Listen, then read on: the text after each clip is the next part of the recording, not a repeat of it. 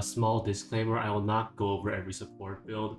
I will be skipping some prominent supports like the Rage Buffer and the 580% less what all CDs build, but aside from those, I'll cover some of the main archetypes that are popular in today's meta.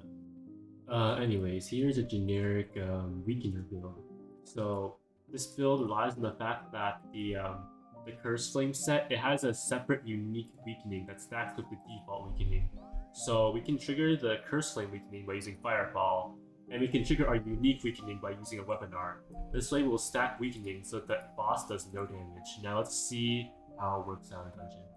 Alright, let's see how the weakening does against 2.0 back. I'm gonna switch to the Curse Flame set and just test it out. I'll do a Flamethrower, a Tornado. Alright, let's test its damage. Let's see how much it does. He does single digit damage. Nice. Okay, so this build's clearly very strong as you see. I'm really just not. I'm taking decimal numbers. That is really good. So, if you guys want to turn true damage or any mock damage modifier into a piece of cake, you just use this. It's pretty cheese and OP. Clearly. I'm taking Tornado, took like single digit damage. Oh my god. It's really simple. You can either opt for Sticky Ring and a Hex Ring fuse or 2 Hex Rings. 2 Hex Rings will have the most weakening, and to 6 Hypnotist, the rune is the Winter Wolf Mount rune.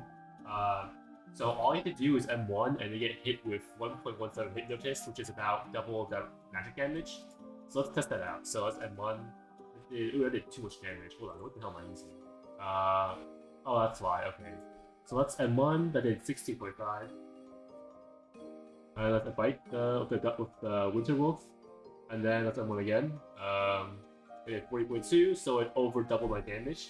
And then the Winter Wolf, we can also press Q to shatter the boss and weaken them with weakening. So let's check our damage now. 58.3. So it went up by like another time, so like that was like 4 times damage in total, or like 5 times damage. So yeah, that's pretty good. This is the Winter Wolf thing. So first support is one of the more common ones. We'll have 6 times Mind's Captain, 2 Earthen Rings, and any rune. I think it recommends Snarl runes so you can give your teammates lifesteal rebuff. But the point of this is to shatter the enemy with max potency shatter and also to buff yourself with max potency inspired. By using 2 Bastion Bless Blade, the Bastion Bless Handle and Blade, we can min-max the inspired buff. So let's test our damage without using any of the buffs or debuffs. So we do about 17 damage, 18 damage without buffs or debuffs. Now let's check with buffs or debuffs. Okay, now let's check. So before we did like 30 damage at most, or 18 damage at most. Now I do like 57 damage at most. And without, so 57 is our buff damage, and our damage without being buffed is around 17. So it's like a 3x damage multiplier. Alright, so I made Grand Magic Guard. The components are as follows. You want both tier 4 Grand Magic Guard parts. You want 3 Ocean Guardian, and then 3 Infused Ocean Guardian. Don't worry about these double enchants. You just need Raining single enchants. Infuse Lucky Ring, and then use a Holy Ring to give blessing buffs. And then we want the Cleansing Ring.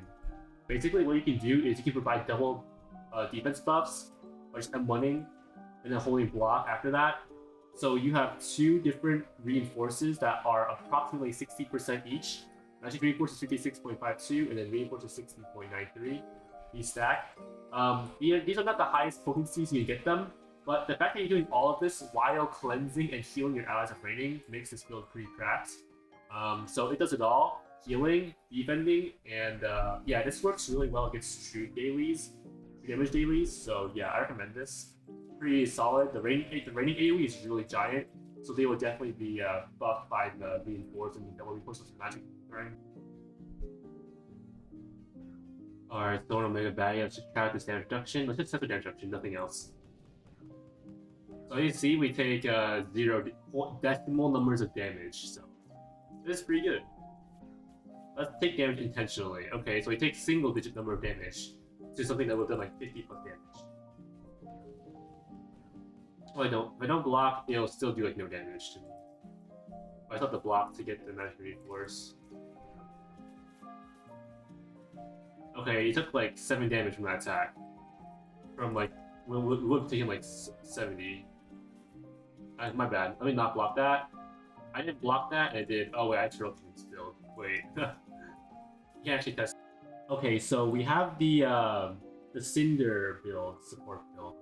150% more of flame damage. So if we M1, that's 23 plus 14.2. That's like double damage because our base M1 damage, as you see, is 14.2. Our base 14.2. We added 23 more damage from the flame M1, so that's over double damage from this support build, which is really strong. And yeah, it's basically like having free shatter on them. I have no scaling on, by the way, so this is really good. Okay, here's his hyper shatter. Basically, he uses the Winter Wolf rune, and with max velocity shatter, so he can spawn in like 5,000 lodestone rocks, which can proc Omen Bear to increase the potency of the shatter debuff extremely fast. This results in a shatter debuff that lasts 122 seconds, so he can infinite cycle with its 2-minute rune CD. You do need to eat 10 Binary Corruptions first, that's the downside, but the effective damage of the shatter, let's see, so we do 14.5 base or 14.2 base. So what do we do with this maxed? So 37.5, which means that it's almost triple damage basically with the max Omen Bear potency shatter. So yeah, that's pretty good. If you want to min-max into shatter, you can do that. I don't recommend it though because you only focus on shatter and nothing else basically. But if you want true min-max, then you can do that. So we have a bit of a more niche support. So we're just running Lithic Veil maxing. So we have 6 Lithic Veil, 3 of them are used, 3 of them are in the main set.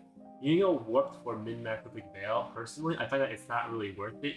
You would rather go single enchant Rain or single enchant Turtle King so you can easily support your teammates. Because basically, with our Radiance handle and our Mage core, we can easily buff our teammates with Lithic Veil. This right here, 3.12 seconds less stun. So basically, if you have low tenacity teammates and they get hit by an attack, they basically recover from the stun super fast and super easily. So this is the purpose of this. It's pretty niche, so I'm not expecting anyone to run this, but it's very useful if your team has they're not running tenacity basically and they get hit. So basically they have this support makes it so you have no stun at all. Okay, so my friend has a Cleric rune build. You can make them any way you want. They're really flexible. Use as an example. So we'll see how much shield you'll be giving. So the generic idea of any Cleric rune build is to buff as much as possible and then use the rune. If you have more players to buff, then you will recharge more buffs on your allies. So he's gathering a bunch of buffs on a bunch of players and then using the Cleric rune.